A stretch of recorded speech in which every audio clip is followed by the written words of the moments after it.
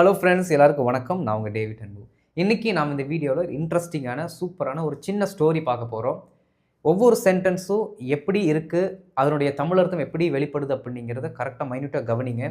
அப்போ தான் இந்த மாதிரி இருக்கக்கூடிய சென்டென்ஸை நீங்களாக ஓனாக மேக் பண்ண முடியும். ஒரு ஸ்ட்ரக்சர் இருந்தால் போதும், அதில் வார்த்தையில் மாற்றி மாற்றி போட்டோம் அப்படின்னா நமக்கு தேவையான சென்டென்ஸை மேக் பண்ணிக்கலாம். சரிங்களா? வீடியோ ஸ்கிப் பண்ணாமல் கவனிங்க. அப்போ தான் இந்த கதை உங்களுக்கு புரியும், அதில் ஃப்ளோவில் நீங்கள் இருப்பீங்க. ரைட்? அண்ட் இதான் ஃபஸ்ட் டைம் நம்ம சேனலுக்கு வந்திருக்கீங்க, நம்ம சேனலை சப்ஸ்கிரைப் பண்ணிட்டு பெல் பட்டன் கிளிக் பண்ணி வச்சுக்கோங்க. அப்போ தான் நான் போடுற வீடியோஸ் உங்களை தொடர்ந்து வந்து சேரும். நம்ம டிலே இல்லாமல் இப்போ வீடியோக்குள்ளே போயிடலாம். ஃப்ரெண்ட்ஸ், அப்புறம் ஒரு முக்கியமான விஷயம், அடுத்த மாதத்துக்கான பேசிக் டு இன்டர்மீடியட் கோர்ஸோட அட்மிஷன் ஸ்டார்ட் ஆயிடுச்சு. நீங்கள் அதில் ஜாயின் பண்ணணும்னு நினைக்கிறவங்க இப்போ ஸ்க்ரீனில் தெரியுற இந்த நம்பருக்கு வாட்ஸ்அப் பண்ணுங்கள், நாங்கள் உங்களுக்கு டீட்டெயில்ஸ் சென்ட் பண்ணுறோம்.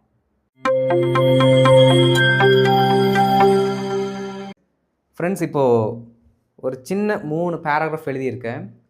ஸ்டோரிஸ் எப்பயுமேங்க மேக்ஸிமம் கடந்த காலத்தில் இருந்த மாதிரியே தான் எழுதப்பட்டிருக்கும். எப்படி? ஸ்டோரிஸ் எல்லாமே மேக்ஸிமம் அந்த காலத்தில் அப்படி நடந்துச்சு, அப்படி இருந்தாங்க அப்படிங்கிற மாதிரி டோன்லேயே தான் வரும். அதனால் சிம்பிள் பாஸ்ட் இல்லாட்டி பாஸ்ட் ஃபேமிலி தான் நம்ம என்ன பண்ணணும் அப்படின்னா ஸ்டோரி நரேஷனுக்கு யூஸ் பண்ணணும். புரியுதுங்களா? மேக்ஸிமம் அப்படி தான் வரும். சரி பாருங்கள், ஒரு 3 பேராகிராஃப் இருக்குது, ரொம்ப சிம்பிள். அடுத்த ஸ்லைடில் நம்ம கதையை முடிச்சுருவோம், ஏன்னா ரொம்ப சின்ன ஸ்டோரி தான். சரி பாருங்கள். Once upon a time there lived a very rich man in a big town. ஒவ்வொரு ஃபுல் ஸ்டாப்லையும் நிறுத்திட்டு அதற்கு என்ன அர்த்தம் அப்படிங்கிறது நீங்கள் அண்டர்ஸ்டாண்ட் பண்ணிக்கிட்டு அதற்கடுத்து அடுத்த சென்டென்ஸ் போகணும். புரியுதுங்களா? ரைட் பாருங்கள். ஒன்ஸ் அப்பான் அ டைம், முன்னொரு காலத்திலே அப்படின்னு நம்ம சொல்லுவோம்ல, இதெல்லாம் ஃபிக்ஸ்டு ஃப்ரேஸ், எல்லாத்துக்குமே தெரியும். Once upon a time, once அப்படிலாம் நம்ம சொல்லுவோம், அப்படி சொல்லிக்கலாம். சரிங்களா? ஏதோ ஒரு காலத்தில், ஓகே, ஏதோ ஒரு நேரத்தில், ஒன்ஸ் அப்பான் அ டைம், ஏதோ ஒரு காலத்தில் there lived a very rich man in a big town. there, எதற்கு there சம்மந்தமே இல்லாமல் இங்கே வருது அப்படிங்கிறதுல உங்களுக்கு டவுட் இருந்தால், there எப்படி நம்ம யூஸ் பண்ணணும், ஏன் அதை யூஸ் பண்ணணும் அப்படிங்கிறதுக்கு ஒரு வீடியோ ஒரு 4-5 செஷன்ஸ்க்கு முன்னாடி நான் போட்டிருக்கேன். அதோட லிங்கை கூட நான் ஃபஸ்ட் காமெண்ட்டில் போட்டு பின் பண்ணி வைக்கிறேன், நீங்கள் போய் அதை பாருங்கள். எப்பயுமே இந்த there அப்படிங்கிறது ஒரு டம்மி சப்ஜெக்ட் அப்படின்னு நம்ம சொல்லுவோம். அதாவதுங்க, ஒரு சில சென்டென்சஸை ஸ்டார்ட் பண்ணுறதுக்கு நம்மக்கிட்ட சப்ஜெக்ட் இருக்காது. பஸ் இருக்குது, எப்படி பஸ் இருக்குது அப்படின்னு நம்ம சொல்கிறோம்னு வச்சுக்கோங்களேன். பஸ் அப்படின்னா த பஸ்ன்னு நம்ம சொல்லுவோம். இருக்கிறது இஸ்ன்னு நம்ம சொல்லுவோம். த பஸ், பஸ் இருக்கிறது அப்படிங்கிற தமிழாக்கம் வந்துருச்சு. ஆனால் இது சரியான சென்டென்ஸில் இருக்கா அப்படின்னு கேட்டால் கிடையாது, நமக்கு சரியான அர்த்தம் வரலையே. புரியுதுங்களா நண்பர்களே? அப்போ நான் என்ன பண்ணுறோம் அப்படின்னா, இந்த மாதிரி சென்டென்சஸை நாம் ஸ்டார்ட் பண்ணுறதுக்கு என்ன பண்ணிக்கிறோம் அப்படின்னா, ஒரு டம்மி சப்ஜெக்டை போடுறோம். அந்த டம்மி சப்ஜெக்ட் தான் தேர். இந்த தேரை வச்சு டம்மி சப்ஜெக்டாகவும் யூஸ் பண்ணலாம், ஒரு இன்ஃபர்மேஷனை இன்ட்ரடியூஸ் பண்ணுறதுக்கும் யூஸ் பண்ணலாம். இதை வந்து நான் கிளியராக அந்த வீடியோவில் போட்டிருக்கேன், அதை பாருங்கள். சரிங்களா? ரைட் பாருங்கள். There lived a very rich man in a big town. Okay, அங்கே ஒருத்தர் வாழ்கிறதுனால கவனிக்கணுங்க. இந்த தேர் அப்படிங்கிற வார்த்தையை விட்டுருங்க. அதற்கடுத்து வேர்பு. இந்த வேர்பு யாரை சென்று அடையும் அப்படின்னா இதற்கடுத்து வரக்கூடிய நவுன் தான். ஓகே, லிவ்டு யார்? Very rich man. Rich man வந்து வாழ்ந்தாராமா எங்கே? இன் அ பிக் டவுன். புரியுதுங்களா? ஹீ ஹேட், பாருங்க, ஹேட் அப்படிங்கிற வார்த்தைக்கு அடுத்து நவுன் தான் வந்திருக்கு, V3 வரல. ஹேட் அப்படிங்கிற வார்த்தைக்கு V3 வந்திருந்தாலும் அது அவர் என்ன ஆக்ஷனை பண்ணியிருந்தார் நம்ம பேசலாம். இங்கே என்ன பண்ணியிருந்தாராமா, ஏதோ ஒரு பொருளை வைத்திருந்தார், உடைமை பற்றி பேசுகிறது. ஹேட் அப்படின்னா கடந்த காலத்தில் அவர் வைத்திருந்த பொருட்கள். பாருங்க, he had a big house, மிகப்பெரிய வீடு. ஃபைன் க்ளோத்ஸ், ஃபைன் க்ளோத்ஸ்னால் நல்ல சூப்பரான ஃபேண்டாஸ்டிக்கான ட்ரெஸ்ஸஸ், நம்ம யூஸ் பண்ணுற மாதிரிலாம் கிடையாதுங்க, டாப் நாட்சில் இருக்கக்கூடிய அந்த மாதிரி ட்ரெஸ்ஸஸ் வச்சுருக்காது, fine clothes. Okay, and many comforts. இந்த கம்ஃபர்ட் அப்படிங்கிற வார்த்தை பார்த்தீங்கனாலே உங்களுக்கு டக்குன்னு அம்மாமார்களுக்கு ஞாபகம் வரும்னா, அந்த துவைச்சி முடிச்சுட்டு போடுவாங்களே ஒரு கம்ஃபர்ட், அது உங்களுக்கு ஞாபகம் வந்துடும். அது கிடையாதுங்க, அவங்க வீட்டில் கம்ஃபர்ட் அந்த காலத்திலே கிடையாது. கம்ஃபர்ட்ஸ் அப்படின்னா இந்த இடத்துல பல சௌகரியங்கள் இருந்திருக்கு. ஒரு லக்ஸுரியான லைஃப்பை வாழ்கிறதுக்கு என்னென்ன சௌகரியங்கள் வேணுமோ எல்லாமே அங்கே இருந்திருக்குன்னு அர்த்தம். பாருங்கள், மெனி கம்ஃபர்ட்ஸ், பல சௌகரியங்கள். புரியுதுங்களா? இப்போ நீங்களே ஒருத்தர்கிட்ட சொல்லும் பொழுது அவங்ககிட்ட எல்லா சௌகரியங்கள் இருக்குது அப்படிங்கும்போது தே ஹாவ் மெனி கம்ஃபர்ட்ஸ்னு சொல்லிக்கலாம். தே ஹாவ் மெனி கம்ஃபர்ட்ஸ் சொல்லிக்கலாம், தப்பு இல்லை. புரியுதுங்களா நண்பர்களே? Right. Once upon a time there lived a very rich man in a big town. He had a big house, fine clothes and many comforts. Okay, அடுத்து பாருங்கள். His son, இன்னொரு கேரக்டரை introduce பண்ணுறாங்க. ஃபஸ்ட்டு ஒரு கேரக்டர் ரிச் மேனு, அவர் 1வது ஆள். இங்கே 2வது ஆள் யார்? அவருடைய மகன். His son was studying in a far away city. எப்படியம்மா? தூரத்தில் உள்ள தூரத்தில் உள்ள ஒரு சிட்டிப்பா அப்படின்னு நீங்கள் சொல்கிறீங்க அப்படின்னா இந்த வார்த்தையை நீங்கள் யூஸ் பண்ணும். For away city. பாருங்கள், ஃபார் அவே சிட்டி. இதெல்லாம் வெக்காபுலரி. இதெல்லாம் நீங்கள் நோட் பண்ணி வச்சுக்கணும். அப்போ தான் நீங்கள் பேசும்பொழுது உங்களுக்கு இது உதவியாக இருக்கும்.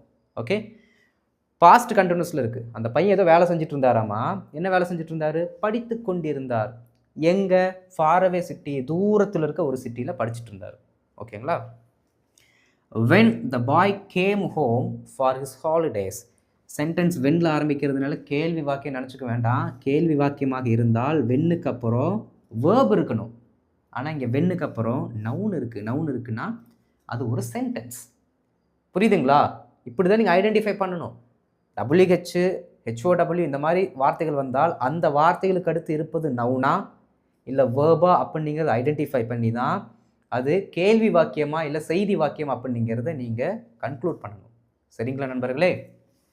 When the boy came home for his holidays. இந்த வென்னை மறைச்சிக்கலாம். The boy came home for his holidays. அந்த பையன் கேம் V2ல இருக்குது. வேர்போட செகண்ட் ஃபார்மு, பாஸ்ட் டென்ஸு. அவனுடைய விடுமுறை நாட்களில் என்ன பண்ணுறாராமா?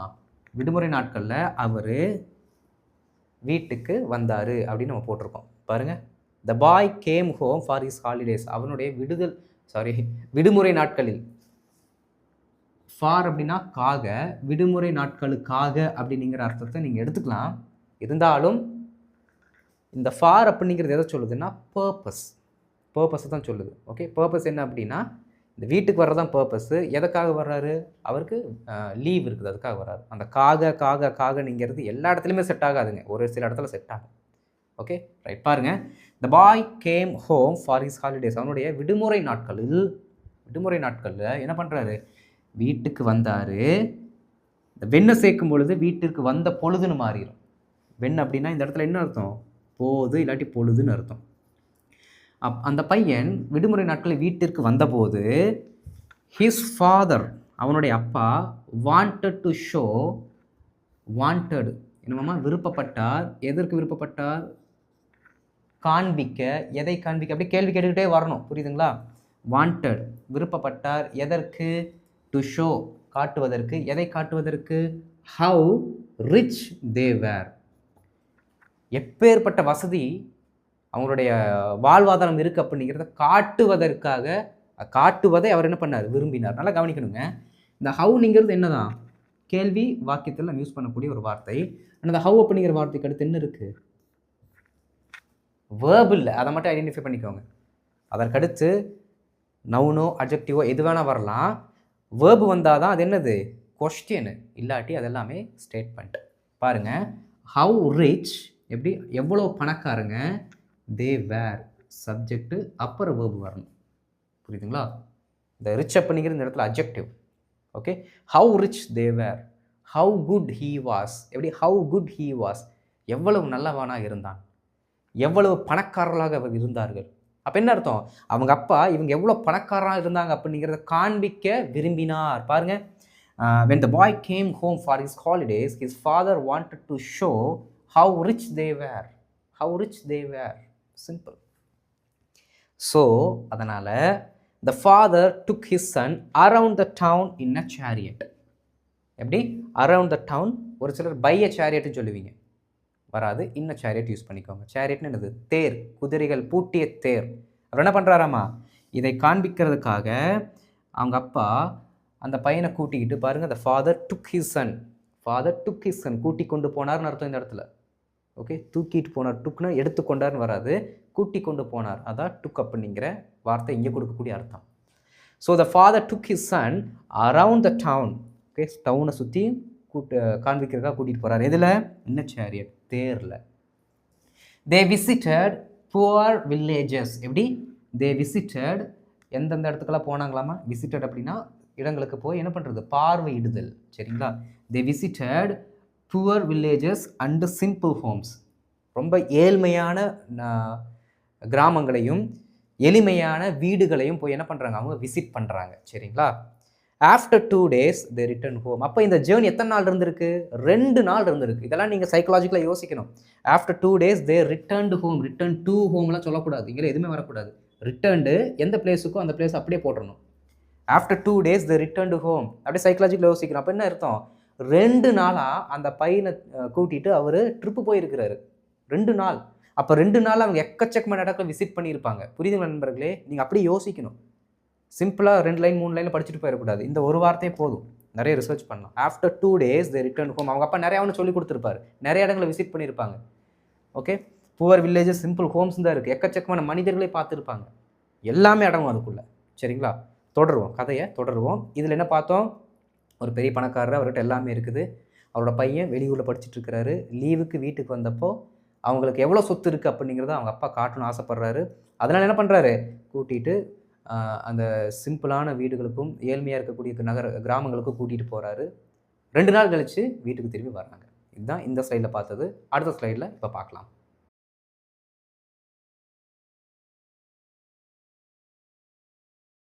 ஸ்டோரி எங்கே விட்டோம்?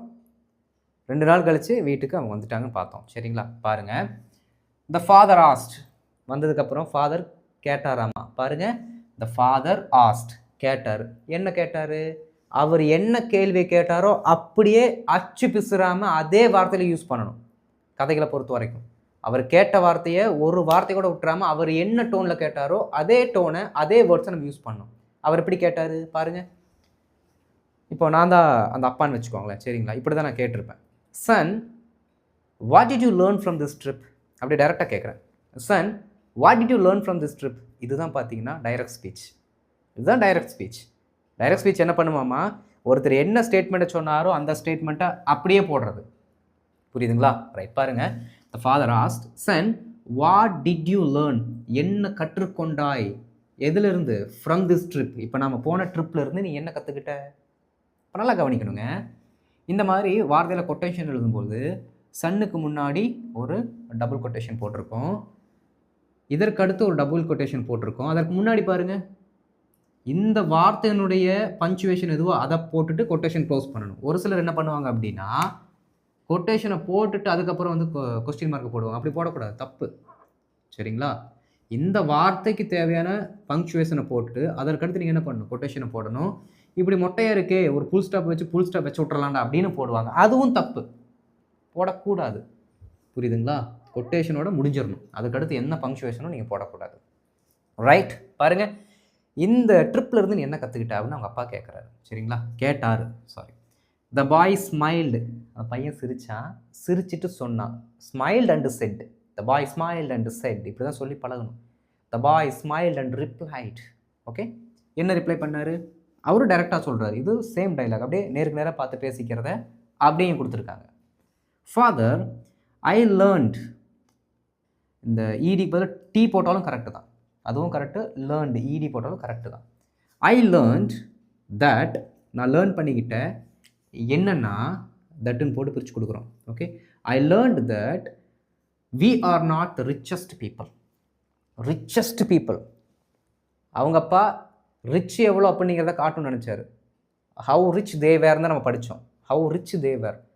ஆனால் இங்கே பையன் சொல்கிறது என்ன அப்படின்னா, ரிச்சஸ்ட்டுன்னு சொல்கிறான். சேஞ்ச் ஆகிருக்கு பாருங்கள். ஏன் அப்படின்னா அந்த பையன் நிறைய அப்சர்வ் பண்ணியிருக்கான். புரியுதுங்களா? நாம் வசதியாக இருக்கோம், ஆனால் டாப்பு என்ன சொல்கிறதுங்க, இருக்கிறதுலே பெரிய செல்வந்தர்கள் நம்ம இல்லை அப்படிங்கிறது தான் பையனோட அப்சர்வேஷன். பையன் அவங்க செல்வந்தர்களாக இருக்கிறாங்க அப்படிங்கிறதையும் அக்செப்ட் பண்ணிக்கிறேன். ஏன்னா ரிச்சுங்கிற வார்த்தை நம்ம படித்தோம். ஆனால் இவங்க தான் இருக்கிறதுலே டாப் மோஸ்ட் ரிச்சானா கிடையாது. ஏன்னா பையன் யூஸ் பண்ணுற வார்த்தை அப்படி. பாருங்கள், we are not the richest people. Father, I learn that. Father, I learn that we are not the richest people. நாம் பயங்கரமான ஒரு ரிச்சான பீப்புளெலாம் கிடையாது. பையன் வந்து டைரெக்டாக அவங்க அப்பாவை பார்த்து பேசிகிட்டு இருக்கான். இப்போது அப்போ டைரெக்டாக ஃபேஸ் டு ஃபேஸ் கான்வர்சேஷன் இருக்கும்போது 100% ப்ரெசன்ட் டென்ஸ் தான் யூஸ் பண்ணியிருப்பாங்க. புரியுதுங்களா? ஏன்னா அந்த டைலாக் அப்படியே சொல்கிறோம், டென்ஸ் மாறக்கூடாது. Okay, father, I learn that we are not the richest people. The father was surprised. இதை சொன்னதுக்கப்புறம் அவங்க அப்பா என்ன ஆகிட்டாரம்மா, இந்த செய்தி தான் அந்த பையன் சொல்கிறான். சொன்னதுமே அவங்க அப்பா சர்ப்ரைஸ் ஆகிட்டார், ஆச்சரியமாயிட்டார், இந்த நிலைமைக்கு தள்ளப்பட்டார். புரியுதுங்களா? த பாய் கண்டினியூட். அந்த பையன் தொடர்ந்து சொல்கிறான், வி ஹாவ் 2 டாக்ஸ். நல்லா கவனிக்கணுங்க. பையன் டைரெக்டாக அவங்க அப்பா பார்த்து பேசுகிறான். அப்போது நம்மக்கிட்ட இது இருக்குது அது இருக்குதுன்ட்டு ப்ரெசென்ட்டில் தான் சொல்லுவாங்க. புரியுதுங்களா? ப்ரெசென்ட்டில் தான் அவங்களோட எவ்ரிடே திங்ஸ் என்ன வச்சுருக்காங்க, என்ன பண்ணுறாங்க அப்படிங்கிறத அவங்க ப்ரெசென்ட்டில் தான் சொல்லுவாங்க. புரியுதுங்களா? ரைட். த பாய் கண்டினியூடு. நல்லா கவனிக்கணுங்க. இந்த பையன் சொல்கிறது எல்லாத்தையுமே நாம் சொல்கிற மாதிரி திரிச்சிட்டோன்னு வச்சுக்கோங்களேன், இங்கே எல்லாமே பாஸ்ட்டாக மாறிடும். இந்த பையன் சொல்கிற மாதிரியே நம்ம சொல்கிறோம் அப்படின்னா சிம்பிள் ப்ரெசன்ட். அவர் என்ன டோனில் யூஸ் பண்ணாரோ அந்த டோனில் தான் நம்ம சொல்லணும். மேக்ஸிமம் சிம்பிள் ப்ரெசன்ட் தான் வரும். சரிங்களா? ரைட், வாங்க. We have 2 dogs. நம்மக்கிட்ட 2 நாய்கள் இருக்குது. But they have many dogs. அவங்ககிட்ட எக்கச்சக்கமான நாய்கள் இருக்குது. எங்கே? அவங்க வீட்டில், தோட்டத்தில், ரோட்டில் எக்கச்சக்கமான நாய்கள் இருக்குது. கவுண்ட்லெஸ். எல்லாத்தையுமே அந்த பையன் எவ்வளோ பாசிட்டிவாக சொல்கிறான்னு பாருங்கள். We have 2 dogs but they have many dogs. அவங்ககிட்ட எக்கச்சக்கமான நாய்கள் இருக்குது. எக்கச்சக்கமான காட்ஸ் இருக்காங்கன்னு அர்த்தம். புரியுதுங்களா? அவங்கள பாதுகாக்க அத்தனை பேர் இருக்காங்கன்னு அர்த்தம். We use bright lights at night. இரவுகளில் நம்ம வீட்டில் பிரைட்டான லைட்டை நம்ம யூஸ் பண்ணுறோம். நல்ல பிரகாசமான லைட்ஸ் என்ன பண்ணுறோம்? நாம் யூஸ் பண்ணுறோம். யூஸ்னால் V1 அவங்க ரெகுலராக செய்யக்கூடிய அந்த இன்சிடெண்ட்டை சொல்கிறதுக்கு V1 யூஸ் பண்ணுறாங்க. பட் ஆனால் தே ஸ்லீப் அண்டர் ஷைனிங் ஸ்டார்ஸ். தே ஸ்லீப் அண்டர் ஷைனிங் ஸ்டார்ஸ். அதாவது பிரகாசமாக இருக்கக்கூடிய, யாராலும் விலை கொடுத்து வாங்க முடியாத ஸ்டார்ஸு கீழே அவங்க தூங்குறாங்க. யார் பணக்காரன்? உன்னால் அந்த ஸ்டாரை கொண்டு வந்து வீட்டுக்குள்ளே கட்டி வைக்க முடியுமா? முடியாது. பாருங்கள், அந்த பையனோட பெருந்தன்மை plus positive mentality. We buy food from shops. நமக்கு தேவையான உணவு. இந்த சென்டென்ஸ் ஃபுல்லாக படிச்சிடுறேன், அப்போ தான் உங்களுக்கு புரியும்.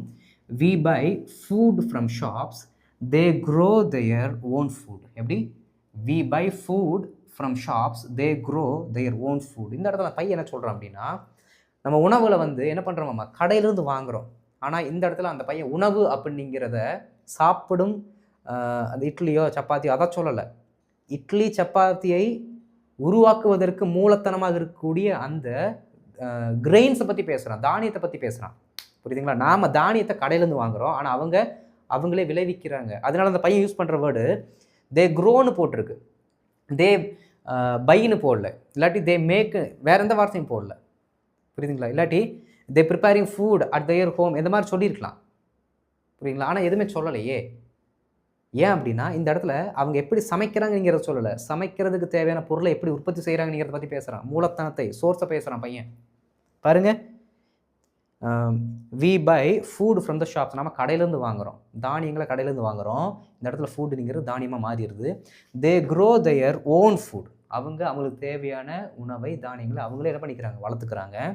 தே லிவ் ஹாப்பிலி வித் நேச்சர். அவங்க இயற்கை கூட ரொம்ப சந்தோஷமாக வாழ்கிறாங்க. They live happily with nature. The father became silent. அவங்க அப்பா அப்படி என்ன ஆகிட்டார், அமைதி ஆகிட்டார். அப்பாவோட அந்த பர்டிகுலர் மென்டாலிட்டி, மைண்ட் செட்டு உடையுதுங்க.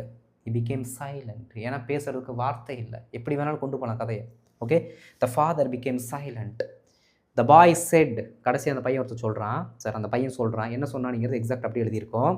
ஏன்னா செட்டுன்னு வந்துட்டாலே அப்படி சொன்னான்னு அர்த்தம். எப்படி சொன்னா, அந்த எக்ஸாக்ட் சென்டென்ஸ்.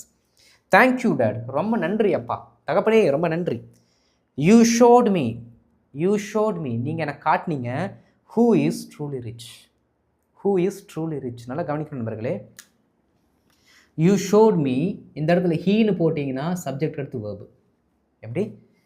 ஹீ போட்டிங்கன்னா சப்ஜெக்ட் அடுத்து வேர்பு வருது. இந்த ஹூ அப்படிங்கிறது இந்த இடத்துல நம்ம கொஸ்டினா அப்படிங்கிறத விடாமல் இந்த இடத்துல ஒரு ரிலேட்டிவ் ப்ரொனவுன்.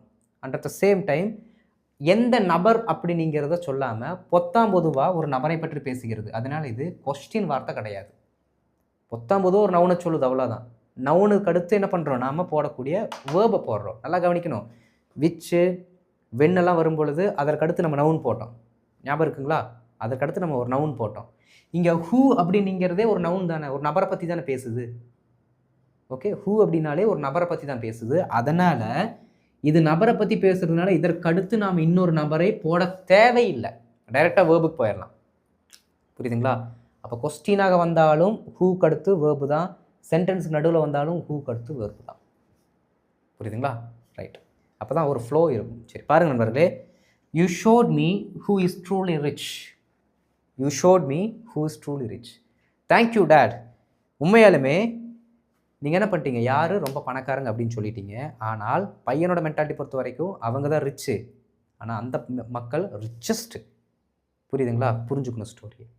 எவ்வளோ சிம்பிளான ஒரு ஸ்டோரி இருக்குங்க பாருங்க. ஆனால் எவ்வளோ ஒரு என்ன சொல்கிறதுங்க, ஒரு அறிவார்ந்த இல்லாட்டி உள்ளார்ந்த ஒரு அர்த்தத்தையும் ஒரு பயங்கரமான ஒரு மாரல் இந்த ஸ்டோரி சொல்லுது. மாரல் நான் சொல்ல போகிறது கிடையாது. மாரல் வந்து நான் என்ன பண்ணுவேன் அப்படின்னா, நம்மளோட வாட்ஸ்அப் சேனலில் போடுறேன். ஓகே, இதோட பிடிஎஃப், இந்த ஸ்டோரியோட பிடிஎஃப் ப்ளஸ் இதோட மாரல் என்ன பண்ணுறோம் அப்படின்னா, நம்ம வாட்ஸ்அப் சேனலில் போடுறோம். அங்கேருந்து நீங்கள் டவுன்லோட் பண்ணிக்கோங்க. சரிங்களா நண்பர்களே? வாட்ஸ்அப் சேனல் இணைவதற்கான லிங்க்கை நான் ஃபஸ்ட்டு காமெண்ட்டில் பின் பண்ணி வைக்கிறேன். தேர் அப்படிங்கிற வீடியோவோட லிங்க்கும் வாட்ஸ்அப் சேனலோட லிங்க்கும் ஃபஸ்ட்டு காமெண்ட்டில் இருக்கும். நீங்கள் என்ன பண்ணுங்கள், அதை போய் விசிட் பண்ணுங்கள். இந்த பர்டிகுலர் ஸ்டோரிக்கான மாரலை நீங்கள் காமெண்ட்டில் போடணும். Okay, what you have to do is you have to write the exact or is perfect moral for this particular story in our comment section. Okay, நீங்கள் காமெண்ட்டில் நம்மளோட மாரலை போட்டுட்டு அதற்கப்புறம் அங்கே என்ன மாரல் நம்ம கொடுத்துருக்கோம் அப்படிங்கிறத கிராஸ் வெரிஃபை பண்ணிக்கோங்க. சரிங்களா? ரைட். இந்த வீடியோ பிடிச்சிருந்துச்சுன்னா மறக்காமல் லைக் பண்ணிட்டு மற்றவங்களுக்கு ஷேர் பண்ணுங்கள். அல்லது ஃபஸ்ட் டைம் நம்ம சேனலுக்கு வந்திருக்கீங்கன்னா மறக்காம நம்ம சேனலை சப்ஸ்கிரைப் பண்ணிட்டு பெல் பட்டனை கிளிக் பண்ணி வச்சுக்கோங்க. அப்போ தான் நான் போடுற வீடியோஸ் உங்களுக்கு தொடர்ந்து வந்து சேரும். அடுத்த வீடியோவில் ஒரு இன்ட்ரெஸ்டிங்கான டாப்பிக்கில் உங்களை மீட் பண்ணுறேன். அது வரைக்கும் இந்த ஸ்டோரியை ஒரு 4-5 டைமாவது திருப்பி சொல்லி பாருங்கள். ரைட், அடுத்த வீடியோவில் பார்க்கலாம். தேங்க்யூ.